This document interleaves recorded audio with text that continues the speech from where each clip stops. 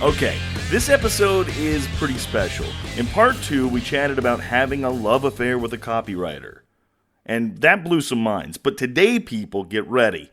Get a pen and paper handy because Kevin Rogers tells us exactly how to take a joke formula and change one word and create a template for a 60-second sales hook. I mean, I've heard of an elevator pitch, but this is a little ridiculous.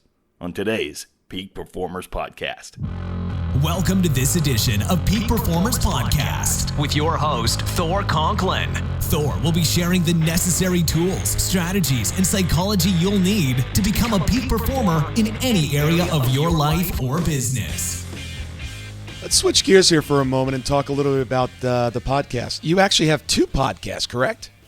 Actually 3, yeah. It's a little much, yeah. We're going to have to do an intervention here, Kevin.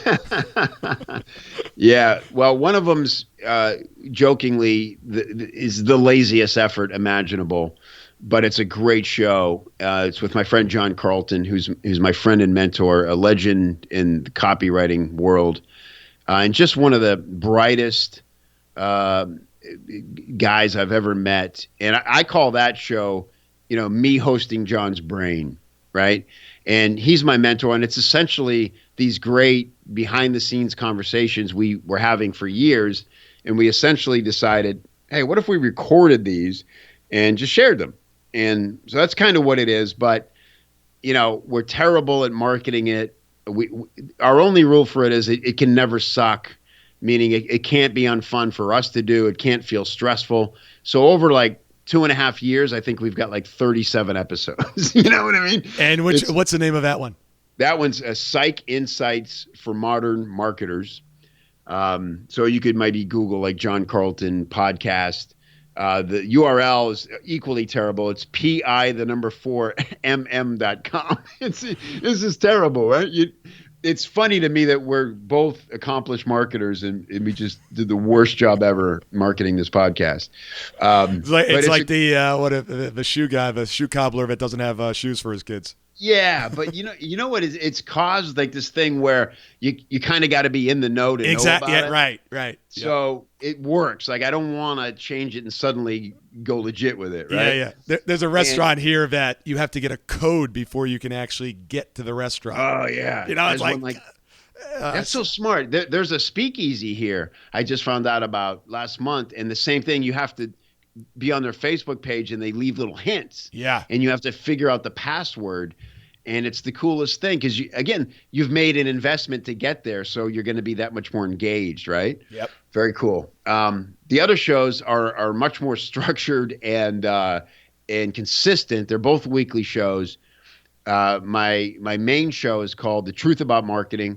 I just surpassed 100 episodes of that one. And I interview entrepreneurs, marketers, copywriters at the highest level and really go deep on what gets, results for them. It's about a 30-minute show. And what I call the essential question of the show that I asked all the guests is, what's the one thing you've done in your marketing that produced the most surprising result? And that's a cool one because they all kind of chew on that for a minute, and the answers are always interesting. I like the ones that are it's a mistake gone right. Yeah, know? Those are cool answers. And then the third one is called Copy Chief Radio, and it's a reflection of what we do inside a Copy Chief. So it's much more tactical. And what I love about that one is it's a chance for me to put the spotlight on my members. A lot of times it's their first podcast, so I get to coach them through how to work a mic and to show up prepared and to relax and to be genuine and all those cool things. So I love them all, man. Very cool. Great job with Frank Kern a couple weeks ago. Oh, thanks. Yeah. I was shocked. He told, and I hadn't met Frank. It's the first time I ever spoke to him. And he's like, yeah, man, I've only done 3 podcasts. I'm like, really? I'm like, whoa, this just became a lot more valuable. This is great. Yeah. Oh, he's great. I mean, and the story there of how he basically kind of reinvented himself and changed things. I mean, just a great personality, a great marketer. Yeah, and he was really open. And yeah. I expected that. I think this is a cool guy no matter how you slice it. And I was a little surprised at how open and transparent, honest he was about everything. You know, and I didn't know that he, you know, really tactically manufactured his whole persona. That Frank Kern that we all first knew and kind of fell in love with, that surfer guy, that laid back dude, was 100% manufactured. And it was like fascinating to me to hear the details of that. Yeah, because it came across very authentic. And I think what he said was that really was him, but it was a very purposeful effort to design that.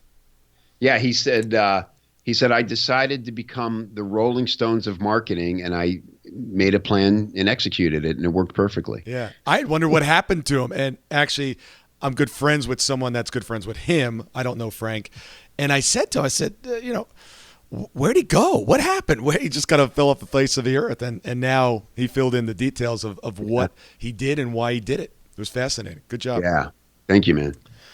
60 Seconds Sales Hook.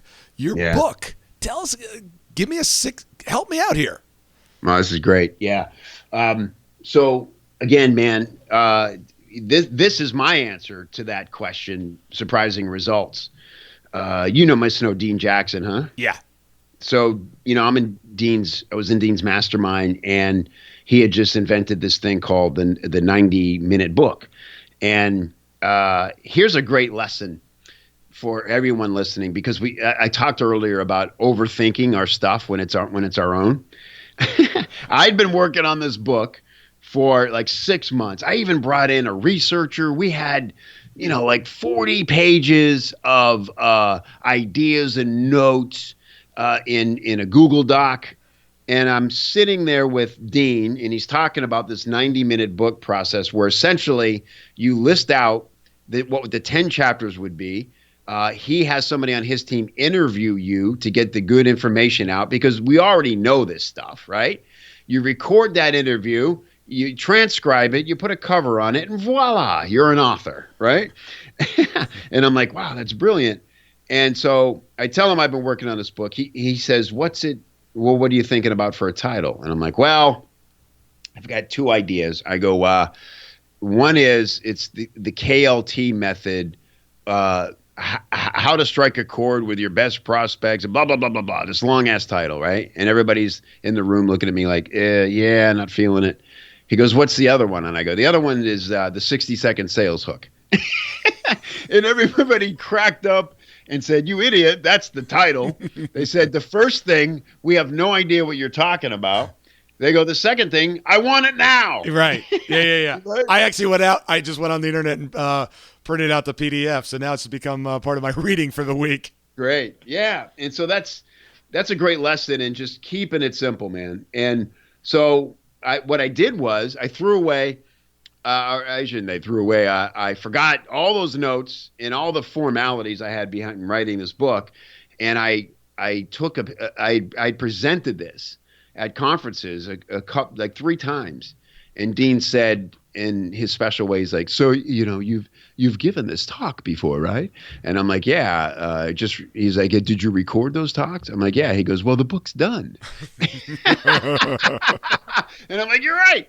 So I just transcribed the most recent talk, and I did a little bit of editing. And here's the interesting thing.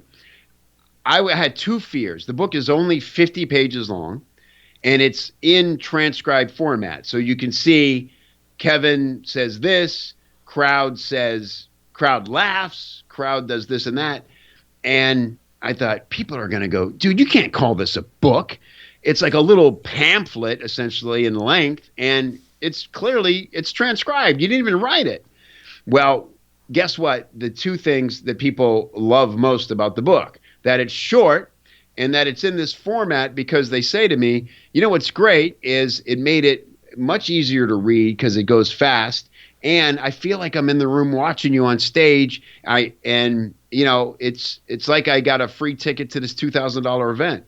And so those were really surprising things, and I was delighted by them. And then the other, of course, the most important thing was that people resonated with the content, and they used the formula. So if you want, I'll share with you what this is. Yes. And how people use it, why it's so valuable. It really changed my business.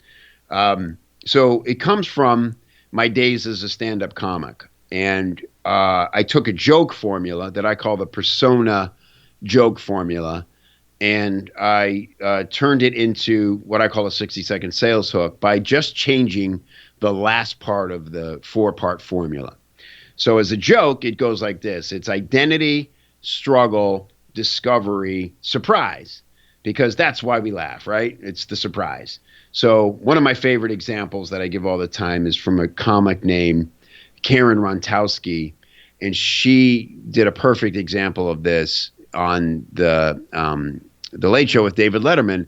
And as a side note, that's your goal when you do your first television spot. A lot of people don't know, when you see a comic on one of those late night shows, they've worked with a producer of that show sometimes for 6 months to get that 5-minute set perfect. Because the real agenda behind that comic coming on is that they'll really resonate with the audience, and maybe they'll do a development deal together to create like a sitcom or something. That's what happened with David Letterman and Ray Romano. They went on to make Everybody Loves Raymond and both make a boatload of money, right? So that persona, that opening joke is incredibly important because it sets the tone and it sets up your character for the rest of the set. So with that in mind, Karen comes out and she says, my kids were so bad in Walmart today that I pulled a fly swatter off the shelf and I smacked them with it. And she says, and the second the fly swatter hit their ass, I thought, I don't have kids.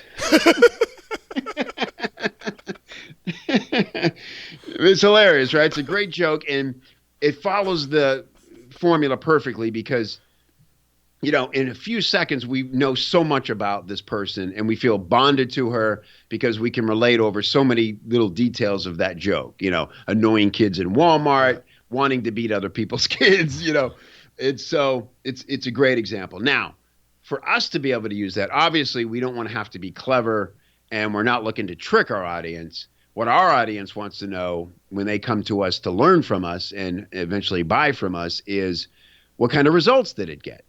So we changed that last part in the formula to result. So it's identity, struggle, discovery, result. And it's great, man. It works in any market. And I'll give you an example of how I could use it for instance, to sell the book itself. I would say, hey, I'm Kevin Rogers. I spent years traveling the country as a dead broke stand-up comedian until I discovered how a simple joke formula can be used as an irresistible sales hook and began teaching marketers how to use it to skyrocket their sales and grow their businesses. Now I'm one of the most in-demand sales consultants online, earning more in 1 month than I once did an entire year. If you'd like to discover this simple joke formula turned sales hook, enter your email and I'll give it to you on the next page, right? Same exact formula, really effective, really fast, tells an interesting story, gives the results, the proof is in the results, and people go, yeah, why would I not want that, right? Who's holding you accountable? Many will answer, myself. Well, that only goes so far. You'll do more for others than you'll do for yourself. If you're not getting the results that you want, need, and desire, it comes down to your accountability. If you're ready to stop dabbling and really play full out, head on over to thorconklin.com and under services, check out our real accountability system. This is not for the timid or weak of heart. This is only for those individuals that are truly committed to taking their game to the next level. Kevin, is the identity always about you? That's a great question. It is not, because that is the one hang up with it where sometimes people say, for instance, I had an architect in Copy Chief try again to write his 60-second sales hook, and it just didn't feel right because he's going, look, I'm the architect. I didn't have the problem that I solve for my clients, right? So I said, well, here's the thing.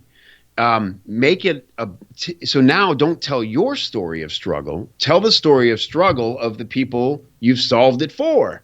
That's all that really matters is what was the struggle and how did you solve it? Okay. So he's still the hero, but so are his clients. right? Yep. And they get to be the hero through his service. So you're still humbling yourself, you're still exposing yourself, but you're just making the character more relatable to the prospect. Got it. Kevin, share with the audience how they can get in touch with you and some of the services that you have to offer. Sure, man. Thank you. They can get that book. They can go to 60-second sales hook. That's 60, the words second, saleshook.com to get the book, or they can just go to Copy Chief and they can read the blog and listen to all the podcasts. There's even an app now, Thor. I'm really excited about my app. A free app if you go to, wherever you get apps and type in Copy Chief, and you can listen to the podcast right there through the app. You can read all the free content on the blogs, and you can learn how to join Copy Chief at copychief.com. And if it sounds like what you need, we'd love to have you. Terrific. This has been great information. I really appreciate it. As a matter of fact, I'm going to go to your site and sign up as well, because I know my skills in this area are not where they need to be, and I'd love to get some more education and really start to hone my skills. Now, I can't let you go since you're a stand-up comedian. Give us a joke. Give us one. Oh man. Do you ever miss being on stage as a stand-up? I do, yeah. Well, I just spent 2 months of my life developing new material, right? And I found out I did miss it. I really missed the culture and being around these whack jobs who decide to put themselves up for this endeavor. And so, I'll tell you what was interesting real quick about it was having to redevelop my persona, right? And so I kind of came to this thing where, well, who am I now, and what is my struggle? And it was that, look, I'm 46 years old. And I realize I'm sort of like trapped in this vortex wherein I know 10 years or so, I'm going to reach that glorious point where I just don't care anymore what people think of me. But I'm not there yet. Right. So I'm at this age where I'm young enough to care about being cool, but I'm too old to know the difference. I still crank my stereo at red lights, but now it's on NPR. Yeah, I told my adult kids the other day, I said, I just never plan to grow up. I'm 53. I think I act like a 30-year-old. I just don't plan to grow up. I'm the same way, dude. I thought, I'll be 47 next week, and I'm like, this is my 40th time turning 7. Yeah. It's really how I feel. I'm just a kid. Kevin, I couldn't let you go before I ask you one last question. Tell us about a moment on stage that was really memorable. It could be an embarrassing moment, or something went wrong, or some woman in the audience flashed you. Something that Well, I'll tell you. Bring us what it's like to be a stand-up. Yeah. Well, I'll tell you what's funny is when I cross those two worlds, right? It's kind of like in Ghostbusters where they don't cross the streams, or all hell breaks loose. Yeah. As a comic, you're very protective over your little environment up there, And if somebody heckles or you feel like is trying to win over the crowd, you get very defensive and you know how to dismantle that person, right? Well, I was at a conference, and halfway through my presentation, a mature woman and a younger man came walking up through the middle of the room and sat down in the front row. And it just stole the attention from the entire room. And I just watched them walk, and I watched them sit down, and I said, "How was it?" and it got a big laugh. Now, the problem was I found out later I was accurate, and that's exactly where they were. And the woman was really upset that this moment was on tape and they wanted to just sneak in. And she told him, "No, let's wait till he's done." And he's like, "No, it'll be fine." And I really almost got in trouble for that. Had she not wanted to keep her discretion, she could have really raised the stink about it. And that was a moment where I was like, all right, I got to remember these folks didn't sign up for a comedy show. I gotta downplay it sometimes. So There's a guy I worked with years ago that I accused of getting intimate with one of the coworkers, and he got so mad at me. He just, I can't believe you say that, blah, blah, blah, blah, blah, and, I'm work here and she works here. I'm like, dude, a simple no would have sufficed. Now I'm really curious. And he was guilty as sin. Oh, yeah. Yeah, he said, about a year went by. He's like, well, you really caught me. I'm like, yeah, you sounded guilty from the time I started to, heckle you about it. That's great. Kevin, absolutely great talking to you today. I really appreciate it. Likewise. It sounds like there's so much value. I'm looking forward myself to digging into this because, as I always say on this show, you can have the best business out there. If they don't know who you are, you can't approach them, you can't get to them, and you can't sell them because your offer just doesn't appeal to them. You're wasting your time. So you've got to have great copy. Check out Kevin and his community. Thank you. Thank you, man. Thank you so much for listening today. I really do appreciate your time, and I hope you found today's show valuable. If you would like to receive these shows automatically to your phone or to your computer, simply go to iTunes and subscribe. After listening to several of the shows, if you're so inclined, please leave us a 5-star rating, as this helps us reach additional people and spread the message. If you're truly committed to taking your life to the next level and doing whatever it takes to become a peak performer, but something's holding you back, something is blocking your way, and you just can't seem to figure out what it is, send me an email to info@thorconklin.com. And I'd be more than happy to get on the phone with you. We'll schedule a 15-minute discovery call. No obligation, no cost. I absolutely love to hear from the listeners. And if there's something I can do to help, I'd be more than happy to do that. Also, if you found something of great interest in today's show and you want to share that with your friends and family, simply go to my Facebook page, Thor Conklin.